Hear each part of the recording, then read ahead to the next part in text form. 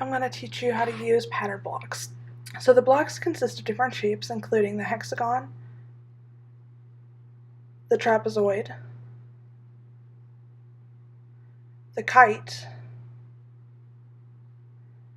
and the triangle. The pattern blocks are good for showing relationships with shapes. For example, 2 trapezoids fit into one of the hexagon, representing halves. The kites, 3 of them can fit in there, representing thirds. And the triangles can fit 6 inside the hexagon, representing sixths. With the pattern blocks, students are able to place the manipulative on top of each other and really get to see how the different pieces fit within, making it easier for them to understand addition and subtraction when it comes to fractions. As their mathematical knowledge of fraction grows, you can also use these blocks to help them understand multiplication and division with fractions, along with addition and subtraction, making them a very helpful manipulative. For this demonstration, we're going to show you can use pattern blocks on the standard, understand addition and subtraction of fractions as joining and separating parts, referring to the same whole. We're going to solve the problem 2/3 plus 1/2 equals. So for this problem, our whole is going to be one yellow hexagon. First, we're going to represent 2/3, referring to our whole of one yellow hexagon. Next, we'll represent half using the hexagon. Now let's compare the two. For me, how I would solve it is seeing how they connect. So for that, I'm going to use the green triangles, which represent 6 in relation to our whole. So I see that the 1/2 can fit 3 green triangles. Then I see how many triangles can fit in the 2/3. The 2/3 can fit 4 green triangles.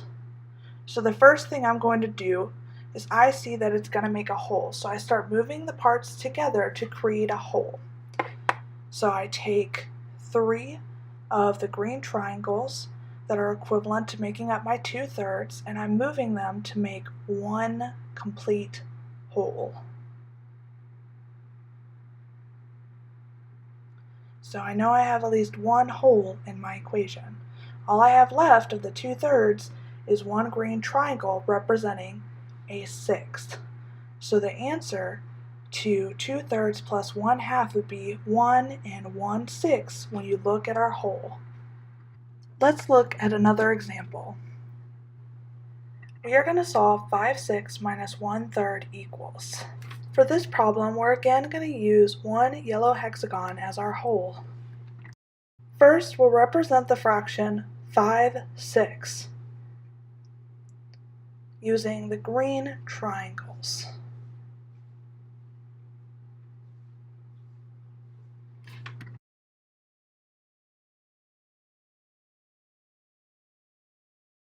Next, we'll represent the fraction 1/3. Now let's look at the two together. Again, I like to use the green triangles to see how the two compare. So I see that 2 of the green triangles fits into the 1/3 piece. So I'm subtracting so that I know that I need to take away 2 triangles. When I take 2 of the triangles, basically 2/6 away from 5/6, I get 3/6 or 1/2. Let's look at one more example.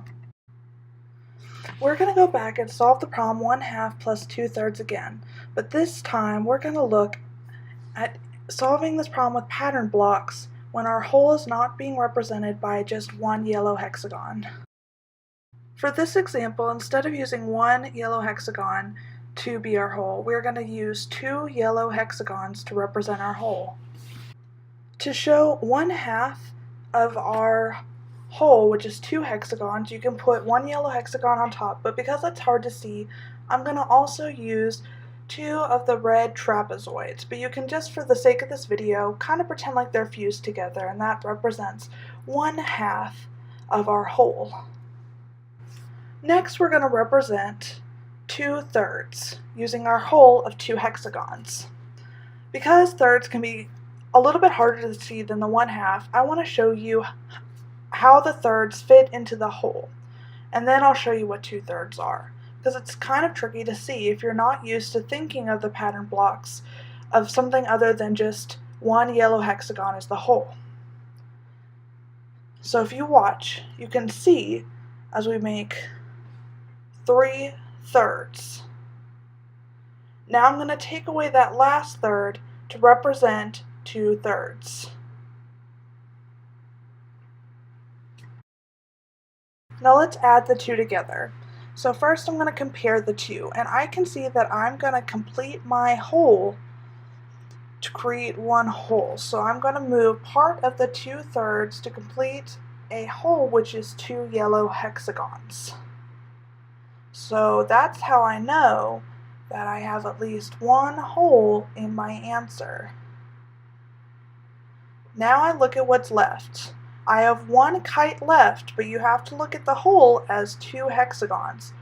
So it's not 1/3 with 2 hexagons, it's actually 1/6. So my answer is 1 1/6.